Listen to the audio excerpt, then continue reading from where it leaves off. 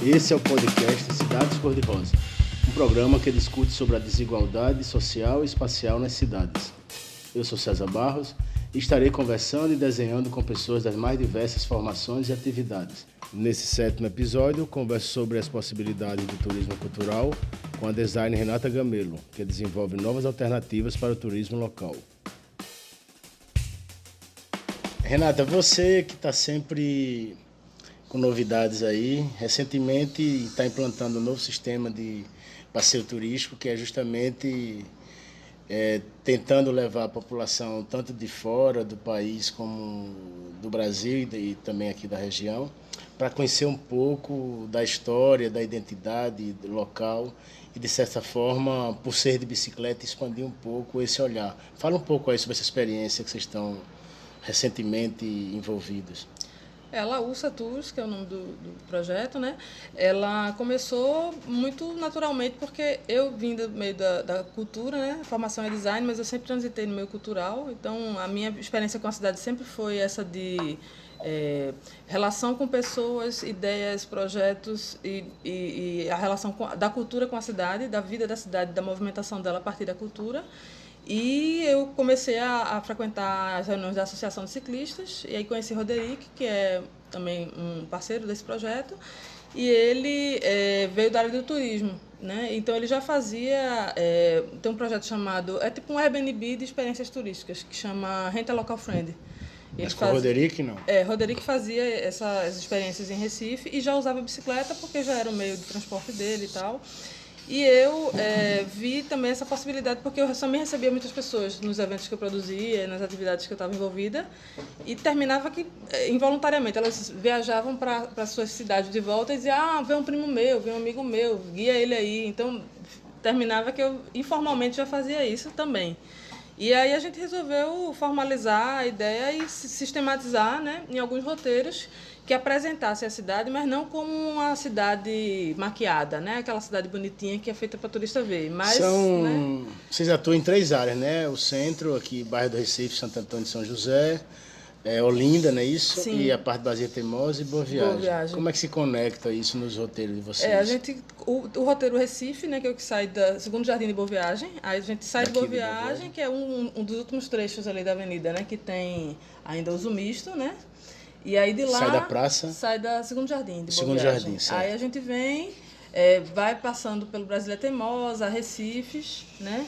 E vem até cruzar de barquinho para o bairro do Recife, Santo Antônio, São José. E aí a gente apresenta de uma forma bem completa assim, a cidade, mas assim, para um passeio de 3 horas, né? Então a gente mostra questões contraditórias sociais, mostra questões contraditórias urbanísticas, mostra patrimônios conservados ou não, mostra experiências culturais que acontecem nesses lugares, né? É um panorama para que a pessoa depois descubra por ela mesma mais a fundo os temas que ela se interessou mais. De certa forma não deixa de ser uma educação patrimonial, né? A partir do momento que você destaca essa questão da ocupação diversificada ou a monoatividade ao longo da Avenida Boa Viagem. Você mostra todos os monumentos, equipamentos estruturadores que tem Santo Antônio de São José e também no bairro do Recife. E Olinda com todo o seu acervo. No momento que você vai explicando todo esse conjunto de acontecimentos, de fatores que envolve cada edificação e cada local, não deixa de ser um fortalecimento da relação de pertencimento. Sim. Tanto do local como de quem vem de fora, porque essa é uma das questões que a gente discute muito na questão do patrimônio, da preservação, é a falta de identificação e a falta de conhecimento da história do lugar. No momento que você conhece a história, participou do desenvolvimento dela, ou teve noção de como isso aconteceu, você passa a ter outra relação de pertencimento e outra relação de usufruto e de manutenção desse bem. Então, de fato, eu acho que vocês estão fazendo muito mais educação patrimonial do que turismo, ou tudo ao mesmo tempo. Acho tudo ao mesmo tempo. A experiência de vocês em relação a resposta que é dada pelas pessoas que usufruem desse passeio com vocês, como tem sido em relação a conhecer a cidade, se deparar com essa realidade complexa que vocês mostram, não é uma coisa só estética, é mais profunda. Como se dá isso? Como é a relação das pessoas que participam desse conjunto de passeios? É bem interessante porque quem vem de fora, né? Algumas coisas compactuam com a gente em alguns aspectos. Por exemplo, você chega ali no Brasília Teimosa e olha para aquelas torres e a primeira coisa que o estrangeiro pergunta o que é isso, né? Então, se diz de Brasília Teimosa, olhando as Torres Gêmeas. Porque ali o melhor panorama que você tem do Recife é ali na colônia de pescadores da Brasília Teimosa, porque você vê, né, a ponte estaiada de Boa Viagem, o Rio Mar, os estaleiros ali dos barqueiros da Brasília Teimosa, você vê onde era o Estelita, a gente fala do Estelita, fala né, desse contexto de transformação e vê a silhueta do São José desde aquele ponto para depois chegar de perto nele no passeio. E a gente faz o circuito todo de bicicleta, alguns trechos a pé e trechos de barco, que é para a travessia ali do Parque das Esculturas. Né? Isso é o roteiro Recife. Vocês estão fazendo recentemente, assim, acho que com mais ênfase, o do Marco Zero, que atravessa para o Parque de Esculturas, aqui com o Monumento de Brenan, chegando até o Forte do Picão. Vocês fazem um passeio de lunar. Esse é o sazonal, a gente faz uma vez no mês, sempre que tem lua cheia. A gente sai do Marco Zero, aí atravessa até o Farol da Barra, que é o farol que fica logo após né, tinha um antigo forte do Picão. O Forte do Picão. Que na verdade era onde os arrecifes vinham naturalmente, né? Os arrecifes terminavam aqui e em seguida construíram esse farol. E se você olhar para a bandeira de Recife, a bandeira de Pernambuco, tem esse forte, só que ele não existe mais. Então, essa coisa do novo com Recife é antiga, né? De destruir o que estava aqui antes para construir o novo, e o novo sempre é melhor. É uma contradição que está na gente há muito tempo. Então, na obra de reforma do Porto, que eles construíram toda essa parte artificial aqui, vinha um trem com material e o forte estava atrapalhando a passagem. Para eles era mais simples derrubar o forte do que fazer uma curva no trilho, entendeu? Então, mas então a gente vai lá, a gente inclusive no último passeio foi com o professor Jacques Ribemboim, que é um dos maiores pesquisadores desse forte, e Daniel Breda, que também pesquisa muito período holandês. Aí a gente fez esse percurso com eles e foi um grupo bem grande, que normalmente não vai tanta gente assim, e com perfis bem diferentes. Tinha estrangeiro, tinha gente local. E foi bem interessante o feedback depois esse estrangeiro que eu levei, a namorada dele daqui, ela falou, ele sempre é meu blasé nos passeios, ele sempre acha que já viu. E aí foi bem inusitado para ele essa experiência lá.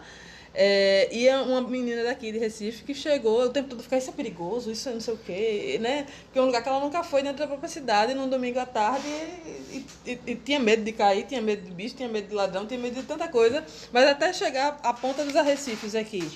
E o sol se pôr e você vê a lua nascendo no mar laranja lá, como se estivesse num barco, você volta e né? É outra experiência. Turismo assim, sensitivo. Usa esse sensitivo e ao mesmo tempo mostrar essa cidade com os cheiros que ela tem, com os descuidos que ela tem, né? Com o potencial que ela tem e com às vezes essa repetição. É tanto potencial mal explorado, né? Como é que a gente pode... Né? Essa que você falou de explorar o sensitivo, existe uma prática mundial, e houve inclusive um workshop há muito tempo aqui, que a Prefeitura promoveu junto com outras entidades privadas, que era o turismo participativo e o turismo mais voltado para essa questão sensitiva. E ele falava um pouco de conhecer a experiência local para daí trabalhar a questão das atividades e desdobramentos que poderiam ter. Por exemplo, Brasília Teimosa, eles, nessa visão interpretativa, que se dava o nome de turismo interpretativo, planejamento interpretativo, mas era justamente você descobrir as potencialidades locais a partir de uma visão mais experimental e sensitiva do que só o edifício, só o conjunto de relevância. Então você tinha, quando eles estudaram Brasília Teimosa, eles identificaram que o rio, na bacia do Pina aqui, o rio seria a porta e o mar seria a janela, né, da comunidade. E aí viram a questão do potencial dos estaleiros, viram a questão dos cheiros, né, da música, e começaram a perceber que atividades poderiam acontecer a partir desse conhecimento. E aí veio a questão de poder fazer brinquedos com barcos para a população local, trabalhar roteiros dentro da comunidade para conhecer os restaurantes e as experiências de rua. Então, isso tudo dentro de uma noção de envolvimento do turismo, ou seja, do olhar estrangeiro, diferente desse olhar superficial e estético, né? Além das telas, né? Eu acho que se você for ver a massa, o turismo massivo, ele é a pessoa dentro de um ônibus olhando pela janela, fechada. Ela não sente o cheiro, ela não vê 365 graus, ela só olha por aquela janela e depois pela tela do celular ou da câmera dela para registrar. Né? Então, isso é só sobre telas. Exatamente. É uma forma de limpar o olhar dela e levar o corpo para essa experiência também, né? Ela vai suar, ela vai pedalar, ela vai sentir cheiro, vai bater o vento, ela pode levar banho de mar, porque naquele trecho dos arrecifes, né? E tem alguns roteiros que a gente fez também que vão mais para esse universo do patrimonial. Por exemplo, tem uma pesquisadora, se apropriar um pouco também dos conhecimentos que estão sendo gerados na cidade, né? No meio cultural, por exemplo, tem uma pesquisa de Lúcia Padilha sobre as obras de arte pública. Então, é um trabalho que já foi feito, financiado, está aí, e a gente pode explorar esse trabalho em parceria com ela, que seria a pessoa mais apropriada para narrar essa experiência. Tem um projeto de Clarice Hoffmann incrível, que é o Obscuro Fichário dos Artistas Mundanos, que ela levantou o Recife dos anos 30 a 50 pelo olhar das fichas do DOPS que registravam pessoas e lugares que eram tidos como, né, necessários de serem monitorados. Então, você tem um outro olhar sobre a cidade.